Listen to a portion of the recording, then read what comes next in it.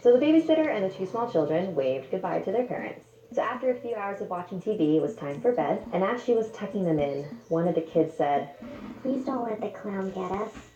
"Of course I'm not going to let anything happen to you." So she turned off the lights and went next door to the parents' room like the mom had asked. But the second that she stepped inside, she froze. In the far corner of the room was a clown statue. Just a really lifelike, detailed, creepy ass statue. No wonder these kids have been having nightmares, she thought to herself. So she went and sat on the bed and tried to watch some TV, but she kept looking over at the statue. Was the statue looking at me like that before? It was way too creepy for her, so she decided to go downstairs to the living room and watch TV there until the parents came back. So she's watching some TV for a while, and then her phone rings, and it's the parents just checking in. "Hey, we're on our way home. Just wanted to check in and see how things are going." Everything's great. The kids are all asleep and in bed. I hope it's okay, but I decided to watch TV downstairs instead. Your statue was really creeping me out. I'm sorry, what statue? The clown statue in your room? It's really creepy, so I decided to leave the room. Get the kids now. Wait, what? Get the kids and get out of the house now. We don't have a statue. Just then, she heard screams, she dropped the phone, and ran up the stairs. The bedroom seemed so much farther than it did before. She opened the door, but she was too late. So apparently there was a little person serial killer that would dress up as clowns and break into people's houses and murder people. So this story is 100% creepy and 100% true. So my aunt, my cousin, and her youngest sister, Genesis, who was maybe 3 at the time, were in their townhouse in Glendale. My aunt and my older cousin were talking outside of the master bedroom, and Genesis was playing inside of the room by herself. And out of nowhere, they hear Genesis start to scream. So my aunt and my cousin go inside the room to see what's wrong, and they see Genesis crying hysterically and grabbing books and toys and pillows and just throwing them in this one corner of the room. And they ask her, "Genesis, what's wrong?" "Tell the little red girl I don't want to play with her." So my aunt and my cousin grab Genesis and they get out of the house and they head to McDonald's to go get a Happy Meal so that they can calm her down. So when they got home, they remembered that Genesis made a huge mess in the room, so they went to go clean it up. But when they went inside the room, everything was already put away.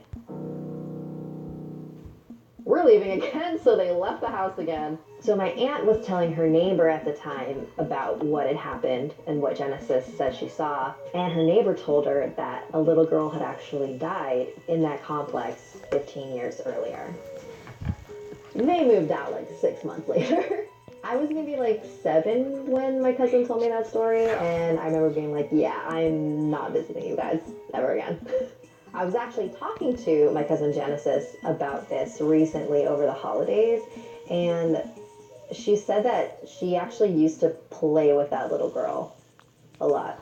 So I guess that little girl like wasn't always scary to her. I guess maybe it was just that one time she just like didn't want to play with her. This is part of the reason why I don't want kids. Because if my kid started like talking to nobody, I'd be like, nope, I'm out. Mm-mm, mm-mm, mm-mm. Have you heard of the Black-Eyed Children? It's not an early 2000s cover band consisting of infants. It's a phenomenon that's been increasing in popularity over the past few years. The basic story is always the same. You're in your house, and then in the middle of the night you hear a knock on your door. And if you open the door, you'll see 2 young children with completely black eyes. They'll ask if they can come in. Whatever you do, don't let them in. Whether they actually exist or not, this is the creepiest encounter that I found online. This woman made the mistake of letting the Black-Eyed Children in. This is what happened. So this woman and her husband live in a rural town in Vermont, sort of in the middle of nowhere. And one snowy night, they are awoken at 2 a.m. to a really loud banging on the door. So they open the door, and they see a young boy and a young girl, and they're definitely not appropriately dressed for the snow. They're avoiding eye contact and just staring at the ground. There was something really uneasy about these kids. And so they asked them, "Where are your parents?" They'll be here soon. Can we come in? So this woman and her husband just looked at each other, and despite all of their instincts telling them not to, they decided to let the children in. So the woman went into the kitchen to make everyone some hot cocoa, and her husband went into the living room and was sitting there with the kids and trying to get more information out of them. And that's when she noticed her cat was acting really weird. Usually her cat is really friendly and likes to approach any guests that come into the house. But this time, he just hid underneath the kitchen table and was staring at the children and growling very lowly. So the woman took the hot cocoa and went into the living room, and she noticed that her husband had his head in his hands. "I feel really dizzy." The woman went to hand the cocoa to the children, and that's when they looked up at her for the first time. Their eyes were completely black. No whites, just black. Maybe use the restroom? And the kids left for the hallway. The woman turned to her husband and said, "Did you see their eyes?" Her husband lifted his head up, and his nose was bleeding. And just then, the power went out. She couldn't help but think that the presence of these children had something to do with this. And so the woman stumbled her way over to the bathroom to see if she could get a tissue, and the two children were just standing there in the hallway. Our parents are here. So the kids went to the front door, left it wide open, and the woman saw these two really tall men in dark suits standing at the edge of their driveway. The woman waved at them, but they didn't react at all and went in their car, and all four of them drove away. The power came back on about half an hour later, but not everything went back to normal.